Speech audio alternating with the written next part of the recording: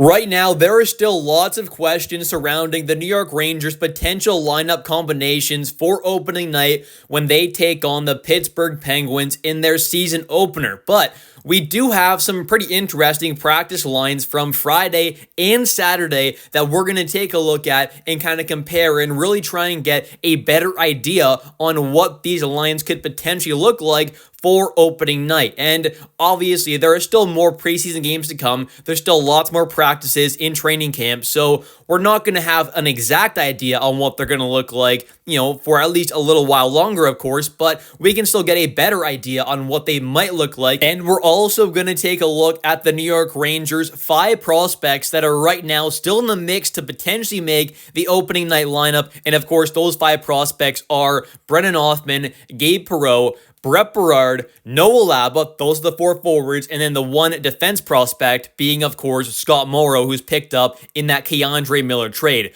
Those are the 5 prospects that, as of right now, it does seem like are still actually in the mix to potentially make the opening night lineup. So we'll start off here with the Friday and Saturday practice lines, and then we'll take a look at my projected lineup for opening night, the lineup that I think we're potentially going to see, not necessarily the one that I want to see, but what I think Mike Sullivan might do.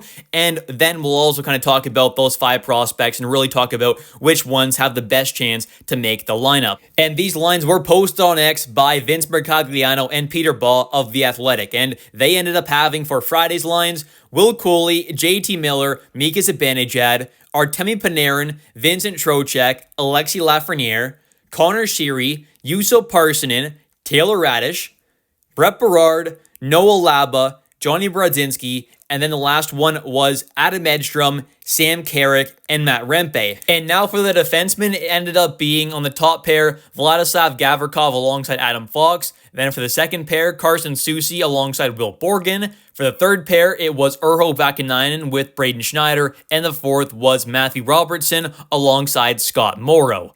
And then for Saturday's practice lines, it ended up being the exact same top 6 as Friday's, with, of course, it being Cooley, Miller, Zibanejad, Panarin, Trocheck, Lafreniere. But then for the third line, this is where the changes happen, with Brennan Othmann being alongside Juuso Parssinen and Taylor Radish. Then for the fourth line, of course, that was the same there with Edstrom, Carrick, and Rempe. But then the other line was Perreault, Laba, and Johnny Brodzinski. So a few changes there, some minor ones.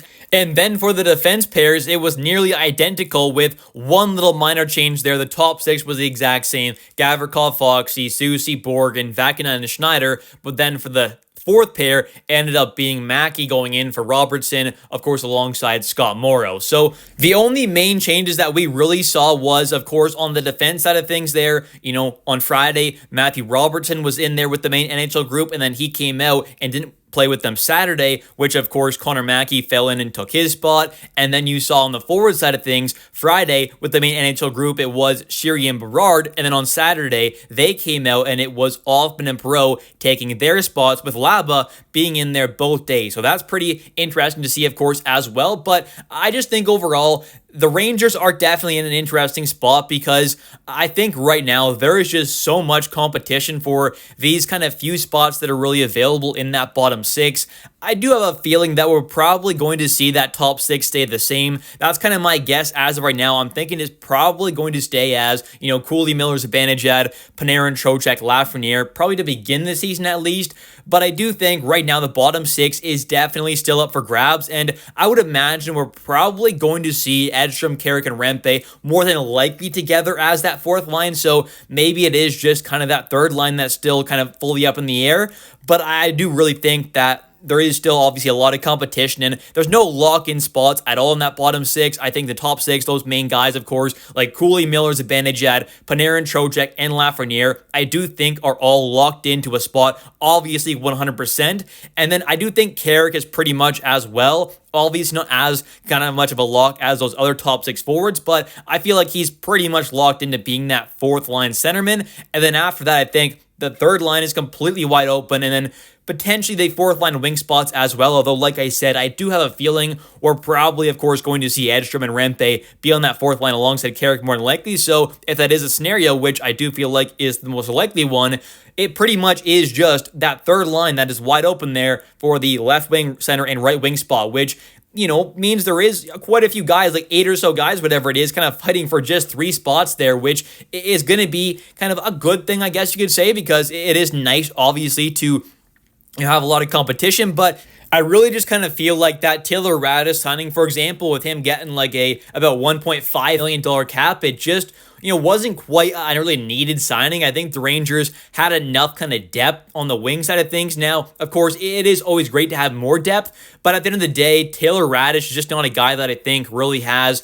like some crazy kind of upside. Of course, he's still somewhat young. He's not super old, but he's obviously not a guy who's in his kind of early 20s right now. So I don't really think it's going to get a whole lot better. At best, he's going to be like a decent third liner. So in my opinion, I would probably much rather have a guy like, Berard or Othmann in one of those kind of spots there instead of a guy like Radish, because I don't really think either one of them are that much worse, if any at all, really, potentially, for what they could maybe become this season for the Rangers. So that's why I really do kind of wonder whether or not that was a bit of a mistake there, signing Taylor Radish to that 2-year deal. But I do think it is good to have a lot of competition, especially with your young players. But if it does, take a spot away from a guy like Othmann or Berard, and it almost might kind of force their hand a little bit as well, because, you did just go out there and give him that 2-year deal with like a $1.5 million cap hit. And also maybe the exact same kind of reason where a guy like Noah Laba doesn't actually end up, getting to make that team there and become that third line center, because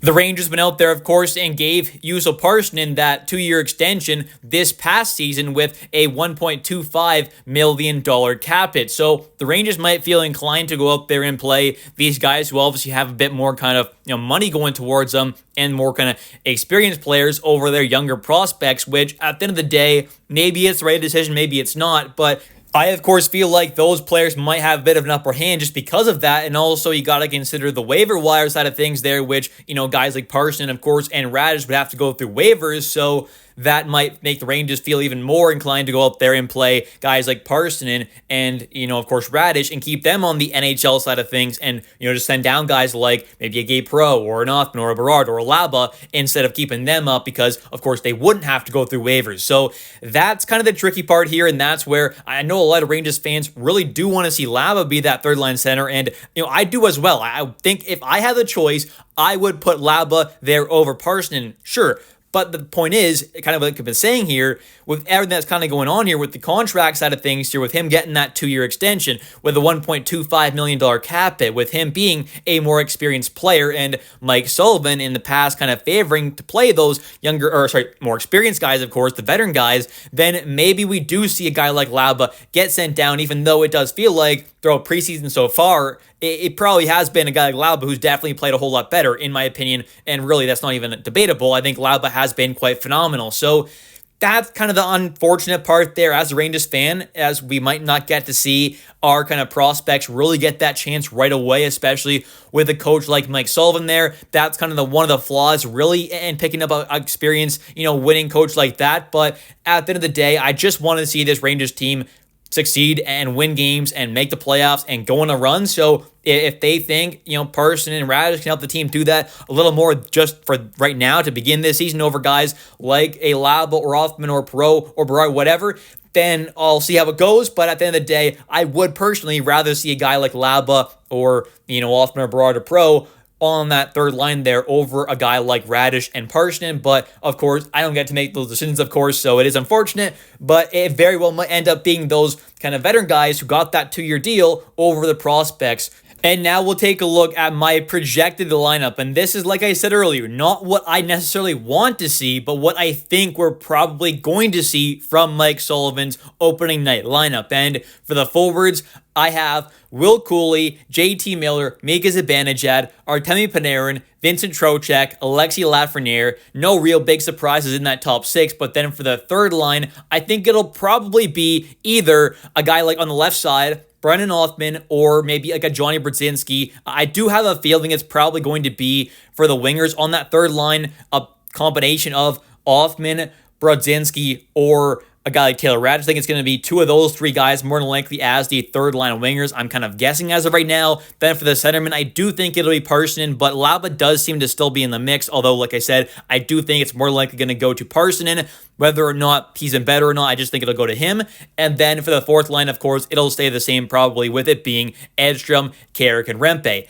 Then for the defense pairs, it'll probably be, of course, Gavrikov, Foxy, Soucy, Borgen, Vakanainen, and Schneider, which, of course, we did see from Friday and Saturday's practice, so those probably won't change a whole lot, which might be a little unfortunate for sure, because I did really want to see a guy like Schneider get that opportunity in the top four on that second pair alongside Borgen, to then give the opportunity to a guy like Scott Morrow to get that kind of, number 6 defense spot, to be that third pairing right defenseman, possibly go alongside Soucy on that bottom pair, but unfortunately we haven't quite seen that. So it's going to be interesting here. There's still lots of, preseason games to go here. There's still a few left, of course. There's still lots of practices to come, so it's going to be interesting. Right now, we don't really have a exact idea on what we're going to be, of course, seeing for opening night, but I think we're starting to get a bit of a better idea, and I do feel like the top 6 is almost kind of locked in there. The fourth line's probably about locked in there. The defense pairs seem like to be about locked in. It's just kind of mainly that third line on the forward side of things that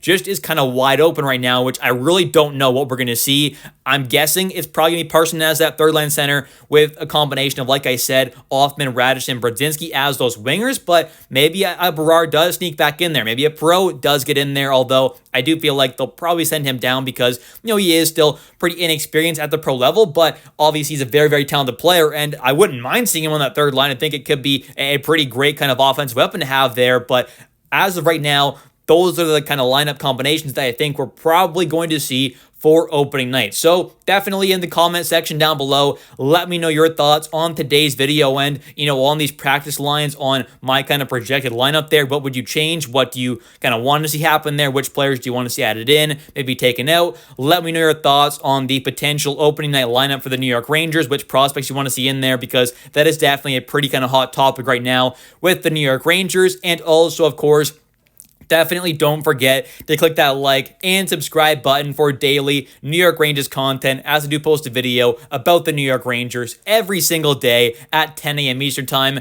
Thanks for watching. I'll catch you next one, and let's go Rangers.